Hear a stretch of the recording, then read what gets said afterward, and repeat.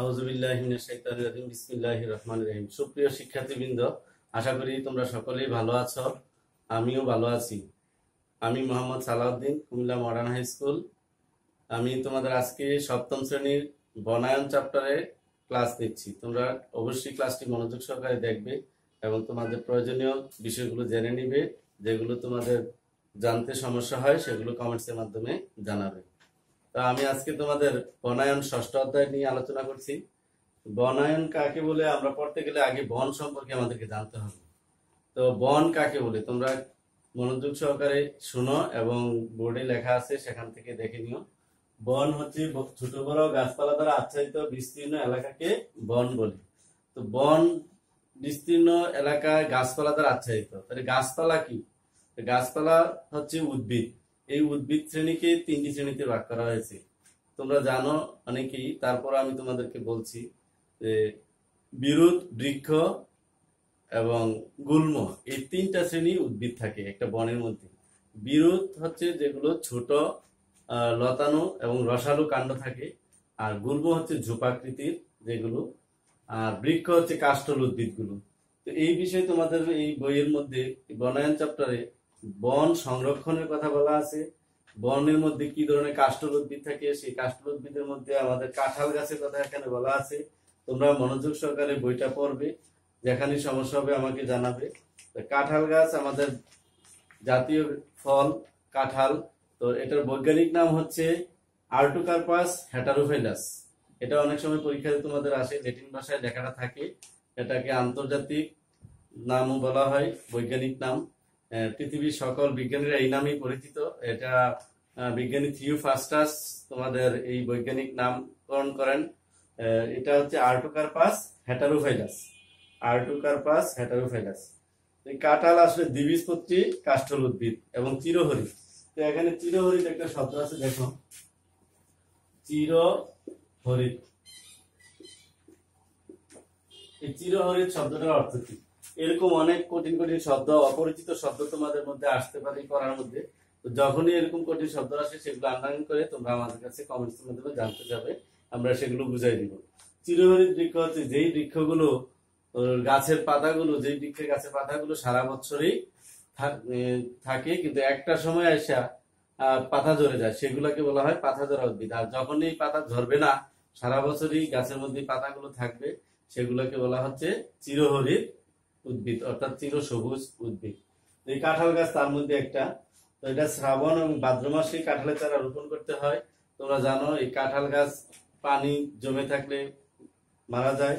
তো সেই জন্য কাঁঠাল গাছের গোড়ায় যেন পানি না জমে, কাঁঠাল গাছ কিভাবে আমরা রোপণ করব এবং পরিচর্যা করব, এই বিষয়ে তোমাদের এই প্রথম পাঠে লেখা আছে। তো এই বৃক্ষগুলো আবার ফলদ বৃক্ষ আছে, ঔষধি উদ্ভিদ আছে, ঔষধি বৃক্ষ এবং কাষ্ঠল, এই তিন ধরনের বৃক্ষ আমাদের দেশে দেখা যায়। তো এই তিন ধরনের উদ্ভিদ এবং এই গাছ সম্পর্কে তোমাদের বইয়ে আলোচনা করা হয়েছে। প্রথমেই ফলজ বৃক্ষ, যেটা আর্টোকার্পাস হেটারোফাইলাস, মানে কাঁঠাল গাছের কথা বলা আছে। তো তোমরা এখানে দেখবা যে কাঁঠাল গাছের আবার তিন ধরনের কাঁঠাল গাছ থাকে। এই কাঁঠালের কোয়ার উপর ভিত্তি করেই কাঁঠাল গাছকে তিনটি শ্রেণীতে ভাগ করা হয়েছে। এক নম্বরে হচ্ছে খাজা কাঁঠাল, আদা রসা কাঁঠাল, আর একটা হচ্ছে গলা কাঁঠাল। এগুলো তোমরা জানো, সচরাচর কাঁঠাল খাও এবং দেখো যে কাঁঠালের কোয়াগুলো শক্ত থাকে সেগুলো হচ্ছে খাজা কাঁঠাল, আর যেগুলো আদা মানে নরম কিছুটা সেটা হচ্ছে আদা রসা কাঁঠাল, আর যেটা একেবারে নরম কোষ থাকে, যেটাকে নরম একেবারে রস থাকে বেশি, সেই ধরনের কাঁঠালগুলোকে বলা হয় গলা কাঁঠাল। তো এখানে তোমরা এটি পড়ে নিও, পড়লে জিনিসগুলো বুঝতে পারবে। আসলে পড়াশোনা ছাড়া কেউ কখনোই ডেভেলপ করতে পারে না নিজেকে। আলোকিত মানুষ হতে চাইলে অবশ্যই আলোর মধ্যে আসতে হবে। এই আলো হচ্ছে জ্ঞানের আলো, তোমরা বই পড়লে যেটা জানতে পারবে। আমি বারবারই একটা কথা বলি যে পড়িলে বই আলোকিত হই, না পড়িলে বই অন্ধকারে রই। তোমরা যদি বই পড়ো আর মনোযোগ সহকারে আমাদের এই ক্লাসগুলো দেখো, তোমাদের পরীক্ষাও ভালো হবে, জীবনের জন্য অনেক সফলতার দিকে যেতে পারবে, জীবনের জন্য অনেক উপকারে আসবে। আসলেই লেখাপড়াটা হচ্ছে জীবনের জন্য, লেখাপড়া জীবনের জন্য, জীবনটা সুন্দর করার জন্য, পরীক্ষার জন্য না। পরীক্ষা এমনি এমনি তোমরা ভালো করতে পারবে যদি তোমরা প্রচুর পরিমাণে পড়াশোনা করো, টেবিলে বসো। তো পার্ট দ্বিতীয়তে তোমাদের আছে বনজ বৃক্ষ মেহগনি পরিচিতি। তো মেহগনি গাছটা আমাদের দেশে খুবই পরিচিত বর্তমানে। এটা আসলে আমাদের দেশের বৃক্ষ নয়, এটা জামাইকা নামক একটা দেশ, মধ্য আমেরিকা, এইসব দেশ থেকে আমাদের দেশে আনা হয়েছে। এটার প্রজাতিটার নাম হচ্ছে সটিনিয়া মাইক্রোফাইলা। সটিনিয়া মাইক্রোফাইলা এই প্রজাতিটি বাংলাদেশে চাষ করা হয় কাঠের জন্য, এবং এটা খুবই ভালো কাঠ হয়, যে কাঠটা পলিশ নেয় ভালো, মসৃণ হয়, ফার্নিচারের জন্য খুবই উপযোগী। তো তোমরা এটা ভালো করে পড়ে নিও। এর পাতাগুলো কিরকম আমাদের দেখছো, আমাদের মডার্ন হাই স্কুলেও এই মেহগনি গাছ আছে, যেটি দেখছো যে তোমাদের শীতের সময় গাছের পাতাগুলো একেবারেই ঝরে যায়, যে পাতা ঝরা উদ্ভিদের তালিকায় এই জন্য পড়ে গেছে। তো আমাদের দেশে বনায়নের জন্য এই গাছটাই সবচেয়ে বেশি উপযোগী, এই গাছটাই চাষ করা হয়। এর পাতা, ফুল, ফল দেখতে অত সুন্দর নয়, কিন্তু এই বীজগুলো ভিতরে সারিবদ্ধভাবে থাকে, এগুলোকে নগ্নবীজী উদ্ভিদ বলা হয়। এই কাঠের রংটা খয়েরি থাকে এবং খুবই আঁশটা মিহি, মিহি বলতে বোঝাচ্ছে মসৃণ, খুবই মসৃণ। তো তোমরা এই পাটে কাঁঠাল গাছ সম্পর্কে জানবে। পাট তৃতীয়তে যেটা আমি বলছিলাম যে তোমাদের এই বৃক্ষগুলো আমাদের যে আছে সেগুলো তিন ধরনের, একটা হচ্ছে ফলজ বৃক্ষ, একটা বনজ বৃক্ষ, আর একটা হচ্ছে ঔষধি উদ্ভিদ, ভেষজ উদ্ভিদ যেটাকে বলা হয়। তো এই ভেষজ উদ্ভিদ ছাড়া আরো কিছু আছে নির্মাণ সামগ্রীতে আমাদের দেশে গরিব মানুষের কাজ করে, সেটা হচ্ছে বাঁশ। হ্যাঁ, গৃহ নির্মাণে সেগুলো খুবই পরিচিত। পাট 3-এ তোমরা এগুলো দেখবে। তারপরে তোমাদের পাট 4-এ যে ওষুধি উদ্ভিদের কথা বলছিলাম, সেই ওষুধি উদ্ভিদটা রয়েছে। তো সেই ওষুধি উদ্ভিদের মধ্যে আমাদের দেশে সবচেয়ে বেশি পরিচিত যেটা, সেটা হচ্ছে নিম গাছ। এই নিম গাছেরও বাংলাদেশে 2টা প্রজাতি আছে। এই 2টা প্রজাতির মধ্যে একটা হচ্ছে পাহাড়ি নিম আর একটা হচ্ছে দেশি নিম। এগুলো পত্র ফলক তির্যক বর্গাকৃতির হয় এবং বংশ বিস্তারও খুব ভালো হয়। জুন জুলাই মাসে বীজ সংগ্রহ করতে হয়। এই নিম গাছের ব্যবহার কিন্তু নানা রকম হয়, ওষুধ উদ্ভিদ হিসাবে এবং কাষ্ঠল হিসাবে এটা ব্যবহার করা হয়। এর ফলগুলো পাকলে হালকা হলুদ হয়ে যায়। তো তোমরা এই অধ্যায়ে এই 4টা পার্টের মধ্যে আমাদের যে ফলজ এবং বনজ আর একটা হচ্ছে ঔষধি ভেষজ উদ্ভিদ, এর মধ্যে একটা গুরুত্বপূর্ণ উদ্ভিদ আছে, সেটা হচ্ছে বাঁশ। সেই বাঁশ দিয়ে আমাদের দেশের বিভিন্ন কাজে সহায়তা হিসাবে আসবাবপত্র এবং নির্মাণ সামগ্রী হিসাবে ব্যবহার করা হয়। এবং তোমরা জানো যে এই কাঠকে এই বাঁশকে গরিবের কাঠ বলা হয়। এই বাঁশ দ্বারা গরিব মানুষের ঘরবাড়ি তৈরি করা হয়। তো এই বাঁশ হচ্ছে এক ধরনের ঘাস জাতীয় উদ্ভিদ, যেটা পৃথিবীর মধ্যে সবচেয়ে দ্রুত যে উদ্ভিদ জন্মায় সেই উদ্ভিদটাই হচ্ছে বাঁশ, এবং এটা খুবই দ্রুত বড় হয়, এবং এটা এক ধরনের ঘাস জাতীয় উদ্ভিদ। তো এই বনায়ন চ্যাপ্টারে তোমাদের এই যে 4টা বৃক্ষের কথা আমরা বলছি, 1 নাম্বার কাঁঠাল, 2 নাম্বার হচ্ছে মেহগনি, 3 নাম্বার হচ্ছে বাঁশ, 4 নাম্বার ভেষজ উদ্ভিদ নিম। এই উদ্ভিদগুলোকে আমরা যদি সংরক্ষণ করি এবং সুচারুভাবে রোপণ করে দেখাশোনা করি বৈজ্ঞানিক পদ্ধতিতে, তখন সেটাই হয়ে যায় বনায়ন। এই বনায়নের মধ্যে বৃক্ষ ও বন সংরক্ষণ একটা বিষয় আছে আমাদের, যে আমরা শুধু গাছ রোপণ করলে হবে না, সেগুলোকে সংরক্ষণও করতে হবে। তো সংরক্ষণ করার জন্য আমাদের খুবই সতর্ক থাকতে হবে, যেন গাছের পরিচর্যা সুন্দর হয় এবং গাছ রোপণ করার পর সেগুলো যেন মারা না যায়। আমাদের বনজ সম্পদের পরিমাণ এই দেশে বাংলাদেশে 17% আবার নানা কারণে বিরাজমান বনজ সম্পদ ধ্বংসের মুখোমুখি। এই বনজ সম্পদ রক্ষা বৃদ্ধি করা হলে বনায়নের জন্য আমাদের খুবই গুরুত্বপূর্ণ। আমাদের চারপাশে নতুন রোপণ করা চারা এবং বন সংরক্ষণ করা খুবই প্রয়োজনীয়। চারার জন্য তোমাদের বইয়ে দেখবা 115 পৃষ্ঠায়, সেখানে চারা রোপণ করার পরে ছবি দেওয়া আছে, কিভাবে পানি দিতে হয়, কিভাবে চারায় বেড়া দিতে হয়, তারপরে কাষ্ঠল বৃক্ষের প্রুনিং করতে হয়। প্রুনিং একটা শব্দ তোমার কাছে নতুন লাগতে পারে, তো এই শব্দগুলো আমরা বলে দিচ্ছি আমি, আবার তোমরাও যদি কোনো শব্দ এরকম পাও সেগুলো আমাকে বলবে, তাহলে আমি এগুলো তোমাদের বুঝাই দেবো। প্রুনিং মানে হচ্ছে একটা বৃক্ষের অতিরিক্ত ডালপালা যেগুলাকে তার উঁচু হতে মানে লম্বা হতে বিঘ্ন সৃষ্টি করে, সেই যে ডালপালা শাখা প্রশাখা থাকে সেগুলোকে কেটে দেওয়াটার নামই হচ্ছে প্রুনিং। এগুলো কেটে দিলে, ছেটে দিলে তখন এই গাছটা খুব সুন্দরভাবে লম্বা হয় এবং কাঠের জন্য খুবই উপযোগী হয়। এই কাষ্ঠল উদ্ভিদের এই প্রুনিংটা খুবই গুরুত্বপূর্ণ। তোমরা দেখবে যে বড়ই গাছ আমাদের দেশে যে অনেক সময় দেখা যায় সবগুলো ডালপালা কেটে দেওয়া হয়, এটা হচ্ছে এক ধরনের প্রুনিং, যার কারণে পরবর্তীতে শাখাগুলো খুবই সুন্দরভাবে আসে এবং ফল বেশি হয়। তো প্রুনিং একটা গুরুত্বপূর্ণ পর্যায়ে একটা বৃক্ষ রোপণের পর তার পরিচর্যার মধ্যে পড়ে। তোমরা এই প্রুনিং বিষয়টাকে মাথায় নিবে এবং পরীক্ষাতে দেখা যায় এই ধরনের শব্দগুলোই পরীক্ষাতে বারবার আসে। তো তোমাদের পাঠ 6 আছে কাণ্ড থেকে নতুন চারা তৈরি কিভাবে পদ্ধতি তৈরি করা হয়। তো এই কাণ্ড থেকে মোথা আকৃতি দিয়ে তোমাদের এই বৃক্ষরোপণের মধ্যে বৃক্ষরোপণ করার জন্য পাহাড়ি এলাকায় অথবা কঠিন যেখানে যানবাহন যাওয়া খুব কষ্টসাধ্য হয়, সেখানে কিভাবে গাছের চারা রোপণ করা হয় সেই পদ্ধতি সম্পর্কে এখানে পাঠ 6 আলোচনা করা হয়েছে। কাঠ থেকে কিভাবে নতুন চারা তৈরি করা যায়। তো এটা হচ্ছে উদ্ভিদের কাণ্ড থেকে নতুন চারা তৈরি পদ্ধতি, এক ধরনের কৃত্রিম অঙ্গজ প্রজনন পদ্ধতি। কৃত্রিম অঙ্গজ প্রজনন পদ্ধতি। এই অঙ্গজ প্রজনন পদ্ধতি দ্বিতীয় অধ্যায়ে আমরা এই বিষয়ে জেনেছিলাম। সেখানে কলম সম্পর্কে বলা ছিল যে কিভাবে কলম করে অঙ্গজ প্রজনন করে বিভিন্ন রকমের উদ্ভিদ করা হয়। এখানে 1 নম্বরে আছে, তোমরা দেখো তোমাদের বইয়ের 117 পৃষ্ঠায় শাখা কলম বা কাটিং, গুটি কলম। শাখা কলম বা কাটিং।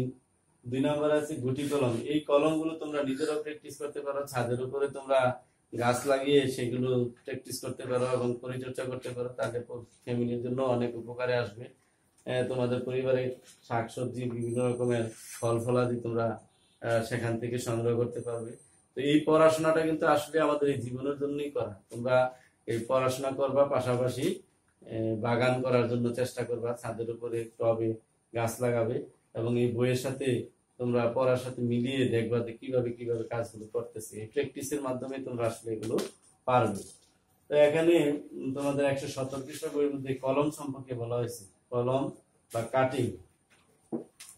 তো শাখা কলম মানে একটি শাখা কেটে নিয়ে মাটিতে রোপণ করে সেটি হচ্ছে শাখা কলম। তারপরে গুটি কলম হচ্ছে কাণ্ডের মধ্যে পলিথিন দিয়ে এবং জৈব সার মিশ্রিত করে বিভিন্ন রকমের কলম করা হয়, সেটি হচ্ছে গুটি কলম। মাতৃগাছ থেকে কলম করে নতুন গাছ তৈরি করা হয়। গুটি কলম খুবই জনপ্রিয় এবং সহজ পদ্ধতি। লেবু, পেয়ারা, সফেদা, লিচু, রঙন প্রভৃতি গাছে এই পদ্ধতি কলম করা হয়। অর্থাৎ একই গাছ থেকে ডালা নিয়ে সেখানে নতুন একটি চারা তৈরি করা হয়, সেটাই হচ্ছে গুটি কলম। কিন্তু যদি আমরা একই গাছে অন্য একটি গাছের শাখা নিয়ে এসে কলম দেওয়া হয়, সেই কলমটা কি বলা হয়? বিযুক্ত জোড় কলম। এই বিযুক্ত জোড় কলম তোমাদের বইয়ে দেখো 118 পৃষ্ঠায় ক্লেফ গ্রাফটিং নামে বলা হয়েছে। ক্লেফ গ্রাফটিং এখানে 2টা জিনিস থাকে, একটা হচ্ছে সায়ন, একটা হচ্ছে সায়ন, আর একটা হচ্ছে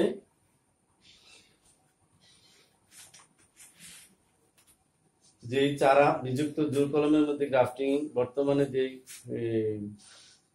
তোমাদের বই আছে দেখো 10 থেকে 15 সেন্টিমিটার লম্বা সায়ান বা পাতা গাঢ় সবুজ হয়ে এমন শাখা নির্বাচন করতে হবে। আর উন্নত গাছ যেমন আম, কাঁঠাল, কামরাঙ্গা, জলপাই, সফেদা, জাম ইত্যাদির মাধ্যমে বংশ বিস্তার করে।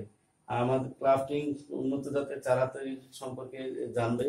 এবং এই ক্লেফ গ্রাফটিং বছরে 2 বার করা যায়, বর্ষার আগে মার্চ থেকে মে এবং বর্ষার শেষে অক্টোবর মাস থেকে। 3 থেকে 15 মাস বয়সের রুট স্টক। এই রুট স্টক একটা নতুন শব্দ, দেখো ইংরেজিতে লিখছে এটা রুট স্টক। এই শব্দগুলো তোমরা ভালো করে বাসায় দাগায় রাখবে এবং আমাদেরকে বলবে। আমিও তোমাদের এগুলো বলে দিচ্ছি। রুট স্টকের গোড়া থেকে, রুট স্টক মানে হচ্ছে যে প্রধান যে মূল গাছটা, সেই গাছের যেই শাখার মধ্যে সেটা করা হয় সেটা হচ্ছে রুট স্টক। অন্য একটি গাছ থেকে যে শাখাটা নিয়ে আসা হয় সেটাই হচ্ছে সায়ন। এই সায়ন বা শীর্ষকুড়ি, যে কোনো একটি গাছ থেকে শাখা নির্বাচন করবে যেটা শীর্ষকুড়ি, সজীব, অল্প কিছুদিনের মধ্যেই এই গাছ থেকে তোমাদের এই গ্রাফটিং এর মাধ্যমে তৈরি করে নতুন একটি চারা তৈরি করা যাবে। এবং তুমি যেই এই সায়ন যেটা নির্বাচন করবে যে ভালো একটি গাছ থেকে, সেই ফলটাই সেখানে দিবে। রুট স্টকের এখানে বৈশিষ্ট্য আসবে না। আসবে যে নতুন যে শীর্ষপদী এবং যে গাছটা তুমি নির্বাচন করে নিয়ে আসবে সেটা। আর যেটার মধ্যে দিবে সেটাকে বলা হচ্ছে স্টক। স্টক মানে যে মাতৃগাছ, সেই গাছের মধ্যেই আমাদের এই সায়নটা দিতে হবে। তো এইটা হচ্ছে তোমাদের এই 3 মাসের মধ্যে জোড়া লেগে যায় এই কলমটার মাধ্যমে। এটা বিযুক্ত জোড় কলম বলা হয়। তো এখানে তোমাদের বইয়ের প্রত্যেকটা পাঠের শেষে দেখবা কিছু নতুন শব্দ আছে। শাখা কলম, গুটি কলম, ভিনিয়ার কলম, সায়ন, এই শব্দগুলো আমি বলে দিলাম যে সায়ন হচ্ছে যেটা অন্য একটি গাছ থেকে নির্বাচন করে কুড়িটা আনা হয় এবং রুট স্টকের মধ্যে, অর্থাৎ প্রধান যে মাতৃ গাছটা আছে সেই গাছের মধ্যে এটা রোপণ করা হয়। তারপরে তোমাদের 120 পৃষ্ঠার পাঠ 7 দেখো কৃষিজ নির্মাণ সামগ্রী কাঠের ব্যবহার। তো এতক্ষণ আমরা যে কাঠের কথা বললাম, বনজ কাষ্ঠল উদ্ভিদের কথা, সেই উদ্ভিদগুলো আমরা কিভাবে আমাদের জীবনযাপনে কাজে লাগানো হয়, অর্থাৎ সামগ্রিক কাঠের ব্যবহারটা। তো তোমরা দেখো যে আমরা বেঞ্চে যে বসে থাকি সেই বেঞ্চটাও কাঠের তৈরি হয়। হ্যাঁ, সেই গৃহ নির্মাণে কাঠ তৈরি করতে হয়, বিল্ডিং তৈরি করতেও কাঠের ব্যবহার করতে হয়, সেন্টারিং এ যেগুলো কাজে লাগে, আসবাবপত্র তৈরিতে, যানবাহন তৈরিতে, জ্বালানি কাঠ। অর্থাৎ বৃক্ষ ছাড়া আমাদের জীবন আসলেই অচল। বৃক্ষ আমাদেরকে অক্সিজেন দেয়, ছায়া দেয়, শেল্টার দেয়, আশ্রয় দেয়, সবকিছুতেই আমাদের বৃক্ষের প্রয়োজনীয়তা। তো এখানে এই বৃক্ষের প্রয়োজনীয়তা সম্পর্কে বলছে, তোমরা মনোযোগ সহকারে পড়বা, পড়লে সেগুলো বুঝে ফেলবা। এখানে তেমন কঠিন কোনো শব্দ নেই, যেগুলো তোমাদের চেনা জানা, খুবই পরিচিত। তো এখানে একটা শব্দ আছে প্লাউড। প্লাইউড তোমরা দেখবা যে অনেক সময় আমাদের আলমিরা বা কোনো কিছু বানানোর পরে পিছন দিয়ে একটা প্লেন শিটের মতো বাজার থেকে কিনে নেওয়া হয়, সেটা আইনে লাগানো হয়, সেটা হচ্ছে আসলে প্লাইউড। এটা তৈরি করা হয় বিভিন্ন রকমের আম, পিঁপড়া, কদম কাঠের, নরম কাঠ দ্বারা, এবং কেরোসিন কাঠ দিয়ে তৈরি করা হয় এই প্যাকেজিং গাছ। এগুলো খুবই প্রচলিত এবং আমাদের দেশে এগুলো তৈরি করা হয় এবং দিয়াশলাইয়ের জন্য এইসব গাছ খুব ব্যবহার করা হয়। তো তোমাদের বইয়ে 120 পৃষ্ঠা একটা ছক আছে। এই ছকে গৃহ নির্মাণে কি ধরনের কাঠ ব্যবহার করা হয় এর নামগুলো লিখবে।